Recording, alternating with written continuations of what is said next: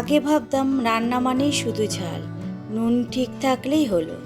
কিন্তু আসল রান্নার মজা তো বুঝলাম যখন একজন কাছের মানুষ আমাকে ছোট্ট একটা টিপস দিল।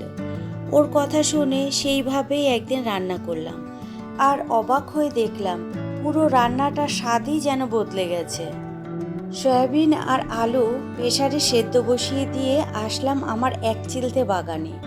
একটা সিটি পড়লেই তারপরে রান্নাটা করব। আর দেখো কচি পাতা বেরিয়েছে, তার মধ্যে দেখছি নতুন কড়িও এসেছে। এই টগর গাছটাতে ভর্তি কড়ি এসেছে। কড়ি এসেছে অনেক দিন হলো, কিন্তু ফুল এখনো ফুটছেই না। ফুল ফুটতে মনে হয় এই টগর গাছে অনেকটা সময় লাগে।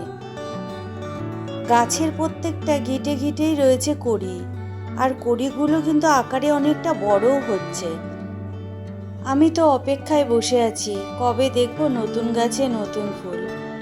প্রতিদিন সকালে উঠেই দেখছি একটু একটু করে কুড়ির আকারে বড় হচ্ছে, যেন ওরাও জানে কেউ ওদের জন্য অপেক্ষা করছে। আর এই দিকের ফুল গাছটা দেখো, এতটাই বড় হয়েছে যে ওর টবটা পাল্টাতে হবে। এবার আর ওকে এখানে রাখা যাবে না, নতুন টবে বসাতে হবে। একটু সার দিয়েছিলাম গাছটাতে, তারপরেই দেখো ডালপালা কিভাবে ছেড়েছে আর কতটা বড় হয়েছে। এখন কিন্তু সেইভাবে ফুল হচ্ছে না, শুধু ডালপালা ছেড়ে বড় হয়ে যাচ্ছে।